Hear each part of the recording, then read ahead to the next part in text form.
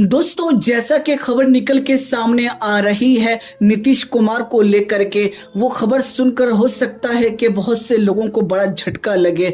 जी हां दोस्तों, बात ही कुछ ऐसी है। दरअसल दोस्तों, आप जानते हैं कि कल ही से ये मामलात चल रहे थे कि नीतीश कुमार किसी भी वक्त पासा पलट सकते हैं। लेकिन दोस्तों, आखिर एनडीए की मीटिंग में ऐसा क्या हुआ और फिर दोस्तों किसकी सरकार बन रही है, ये बात हर कोई जानना चाहता है। तो ऐसे में मैं आप सभी को वो सारी बातें बताऊंगा, लेकिन गुजारिश यही है कि वीडियो को जरूर आखिर तक देखें। दोस्तों, पहले ही मैं वाज़ेह कर देना चाहता हूं कि इस मर्तबा यकीनन बीजेपी को बहुत ही ज़्यादा भारी नुकसान उठाना पड़ा है और बीजेपी की असल में कहा जाए तो ये एक बहुत बड़ी हार है। यानी बीजेपी जीत कर भी हारा है और दोस्तों कांग्रेस पार्टी यानी इंडियन गठबंधन जो है वो हार कर भी जीत गया है। दरअसल दोस्तों, आप जानते ही होंगे कि किस तरह से बीजेपी सरकार जो है वो राम मंदिर के नाम पर वोट ले रही थी। लेकिन दोस्तों, ऐसे में वहां के लोगों ने ही पूरे तरीके से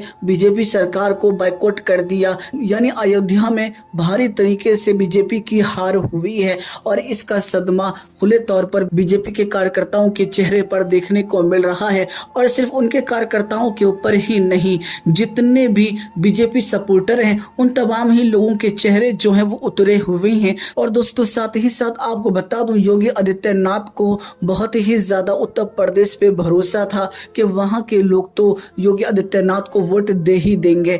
लेकिन दोस्तों, शायद उनको ये बात नहीं मालूम थी कि इस मर्तबा कुछ और ही होने वाला है, पासा पलटने वाला है। और दोस्तों, जहां योगी आदित्यनाथ ने ये बात कही थी कि 80 की 80 सीटें जो हैं वो मुझे मिल जाएंगी, मेरे प्यारे दोस्तों, वहां पर भारी नुकसान के साथ बीजेपी को हार मिली है, जो कि सच में दोस्तों एक बहुत ज्यादा हैरान करने वाली बात है।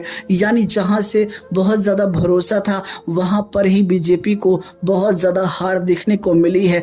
पहला तो अयोध्या और दूसरा उत्तर प्रदेश। इसके अलावा दोस्तों, जहां 400 का नारा था, 400 पार 400 पार, और ऐसे में दोस्तों वहां पर सिर्फ 240 सीटें मिली है। यानी भरपूर तरीके से फुल बहुमत के साथ वो अपनी सरकार भी नहीं ला सकते, गठबंधन का सपोर्ट लेना पड़ रहा है।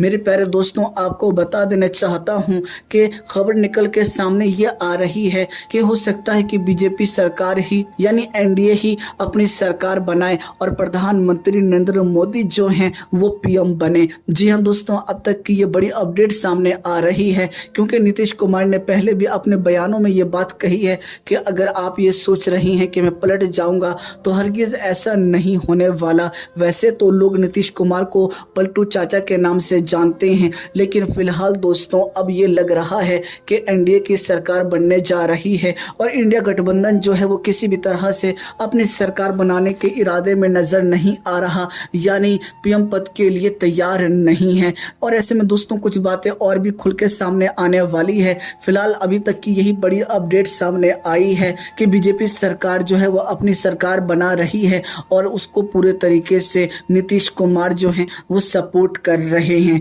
इसलिए आपको बता देना चाहता हूं कि नीतीश कुमार के द्वारा और नायडू के द्वारा समर्थन पत्र जो है वो सौंप दिया गया है और तमाम ही एनडीए पार्टी के द्वारा समर्थन पत्र जो है वो सौंप दिया गया है। जी हां दोस्तों, ये सबसे बड़ी अपडेट सामने आई है। फिलहाल दोस्तों, जो सुबह से लोगों ने ये सोच रखा था कि चाचा जो है वो पलट जाएंगे, तो शायद ये मामलात अभी नजर नहीं आते। लेकिन ये बात जरूर है कि दोस्तों नीतीश कुमार के बारे में हम कुछ कह भी नहीं सकते। हो सकता है कि वो आज सरकार बना लें और चंद ही महीनों के बाद कह दें कि मुझे गठबंधन में नहीं रहना। ऐसे में दोस्तों पूरी की पूरी सरकार गिर सकती है और शायद हो सकता है कि यही एक बहुत बड़ा डर हो कांग्रेस पार्टी को कि कहीं ऐसा ना हो कि सरकार पूरी की पूरी गिर जाए अगर हम नीतीश कुमार को अपने साथ ले लेते हैं। तो फिलहाल दोस्तों अभी हम कंफर्म नहीं कह सकते कि क्या होने वाला है, लेकिन ये जरूर कह सकते हैं कि हो सकता है कि अब बीजेपी की ही सरकार बने और भारत देश के प्रधानमंत्री तीसरी मर्तबा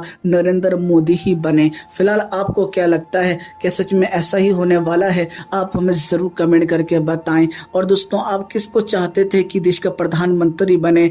यानी मेरा कहने का मतलब यह है, क्या आप चाहते थे कि नरेंद्र मोदी प्रधानमंत्री बने तीसरी मर्तबा, या फिर आप चाहते थे कि नीतीश कुमार बने, या फिर अखिलेश यादव, या फिर राहुल गांधी? इन चारों में से आप किसको चाहते थे, आप हमें ज़रूर कमेंट करके बताएं।